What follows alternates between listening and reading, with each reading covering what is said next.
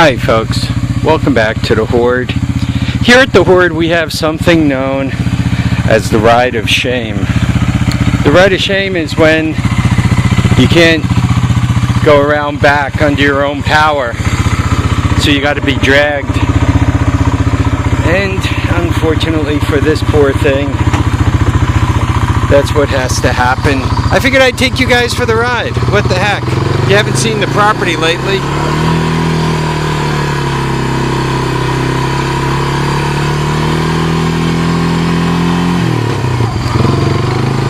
What we're driving is a Honda Foretrax 1998 vintage.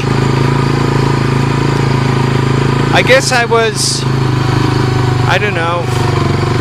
I guess I could be called the third owner of this thing.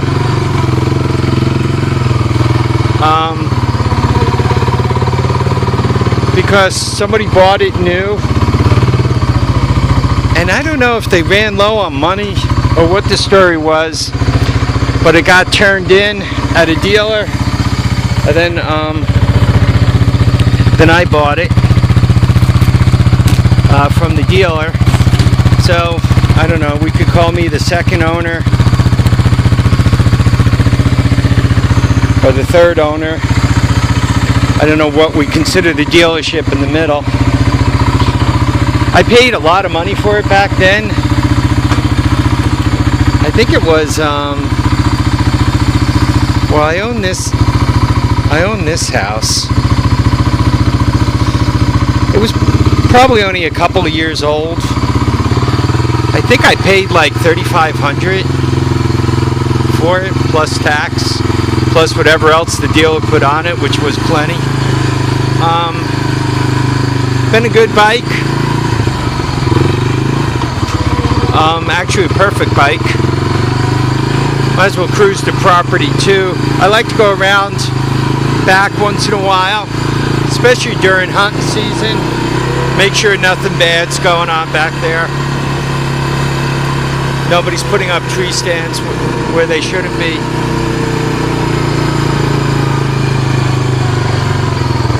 So, this is my front yard. Used to be a paddock for horses. There used to be horses on this property. I guess 2 owners before me. So, this was the front paddock. And as we go into the brush here, this is the front trail, as I call it.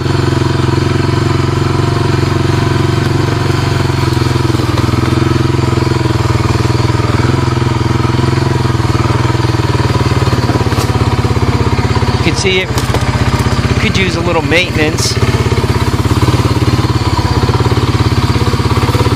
If I don't go through here enough,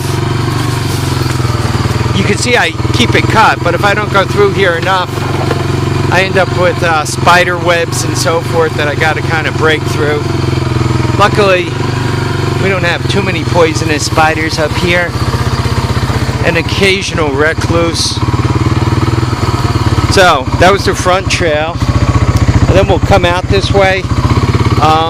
This is the beginning of what I call the upper trail, and you'll see why in a second.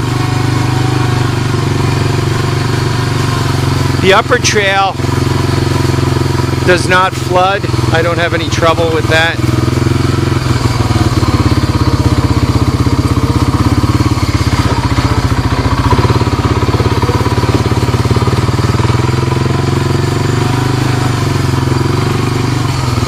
I'm driving one-handed, obviously, so I'm not going too crazy. When I haven't been through here in a while, I have a tendency to take it easy, just in case a tree is settled lower than it used to be the last time I went through. Kind of a tough thing to discover with your forehead at a high rate of speed, or worse yet, down lower. So this is the upper trail. It kind of runs parallel with my backyard.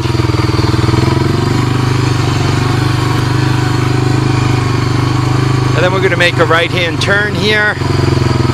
And this is what I call the lower trail.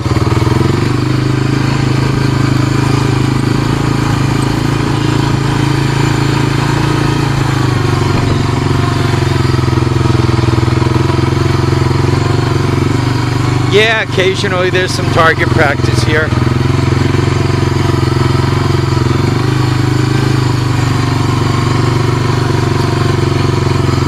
So we're on the lower trail. I don't think I'm going to take you there for length of video, but then that's the woods trail that runs you off into the woods.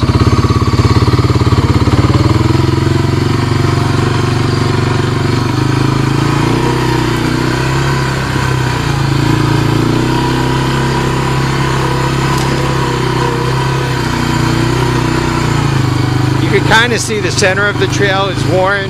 That means the deer are using it, which is a good thing. Good possibility of pepperoni.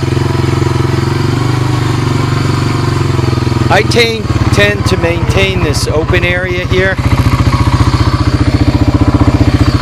And frequently, my buddy has this tree stand there. I'm not seeing it, so because it's a pretty good spot. You kind of got the woods in there to hunt. And you know, when the leaves are down, you could really see pretty good.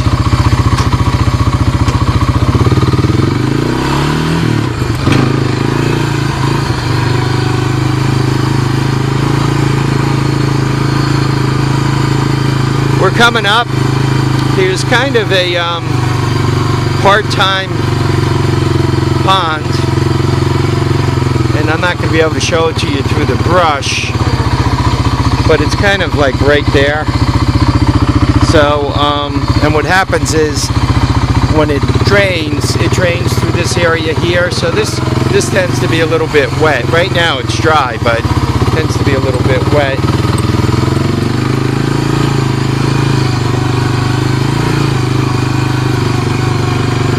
So we're coming up back to the upper trail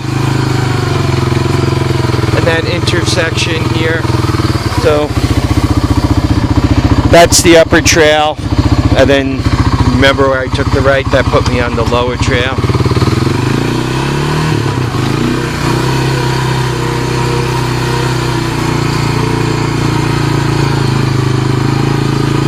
And then back around the front trail. This is kind of the front loop.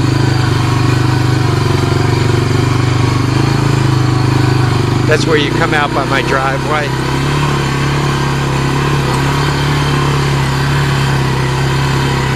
I'm going to do a quick lap around the paddock.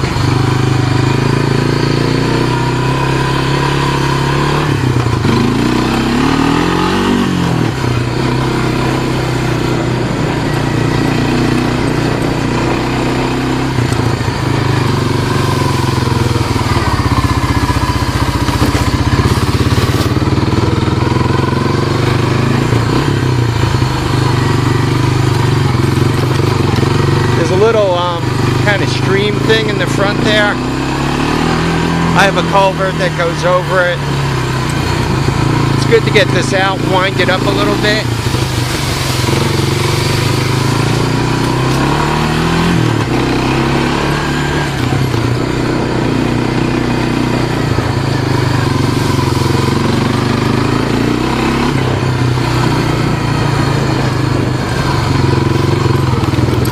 I don't know if you guys remember my videos from the winter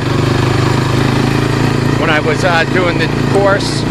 This was where I was running around the course on the 200S. My wife filmed me a little bit.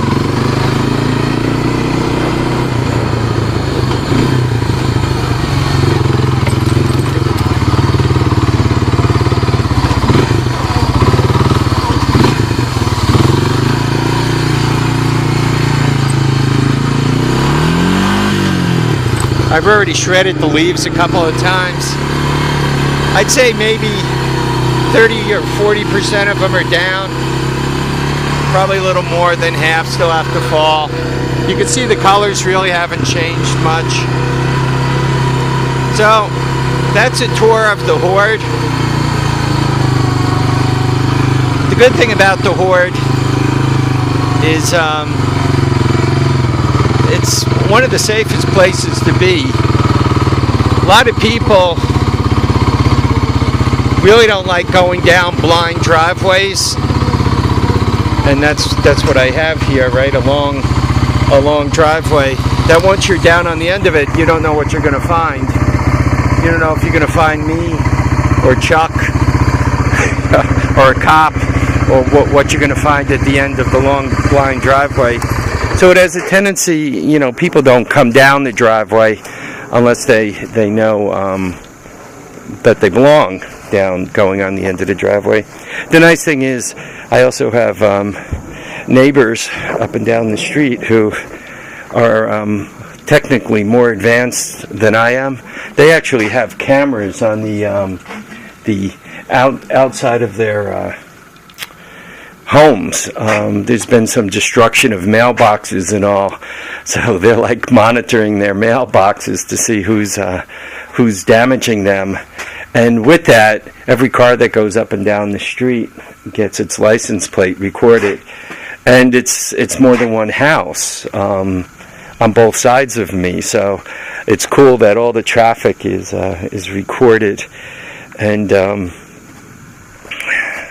a couple down, I have a police officer on that side, and the back corner of my property, there's a police, well, actually state troopers both. So from a secure point of view, it's a pretty good place to live. Once again, most people don't come down here unless you belong there. Notice I didn't mention my own surveillance, because I'll let you be surprised if you find your picture on it. Anyway, folks, I really want to thank you all for watching and commenting and subscribing. Remember to keep your feet down, keep your heads up, and get out there and enjoy all your days. Bye now, folks.